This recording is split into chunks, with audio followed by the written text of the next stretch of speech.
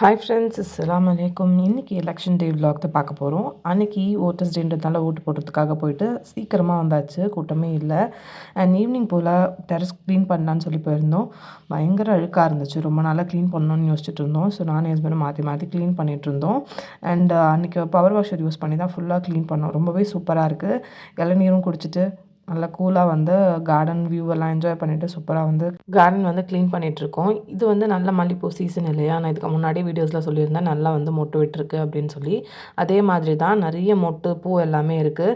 And இப்போ பார்த்திங்கன்னா இன்னமும் நிறைய பூ பூக்க ஆரம்பிச்சிச்சு. எலெக்ஷன் டைமில் இந்த அளவுக்கு பூ இருக்குது.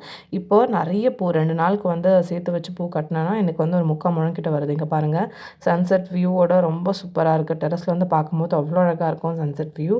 அண்ட் மல்லிகைப்பூ எல்லாம் பாருங்கள் இந்த அளவுக்கு பூத்து இருக்கு.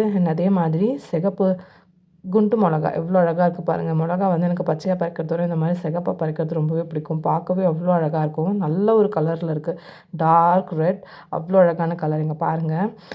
அண்ட் இந்த சைடில் இருக்க செடியில் பார்த்தீங்கன்னா 2 மல்லிகைப்பூ நல்லா பெரிய பெரிய பூ பூத்துருக்கு. அண்ட் அது பக்கத்துலேயே ரோஸ் செடி இருக்குது. அதுலேயே ஒரு குட்டி ரோஸ் வந்து பூத்துருக்கு. பாருங்கள், தக்காளி எல்லாமே பெரிய தக்காளி தான், பட் பேபி டொமேட்டோஸ் மாதிரி குட்டி குட்டியாகவே பழுத்து போயிருக்கு. இந்த வீடியோ பிடிச்சிருந்தா லைக் பண்ணுங்கள், மறக்காமல் சப்ஸ்கிரைப் பண்ணுங்கள். பாய்.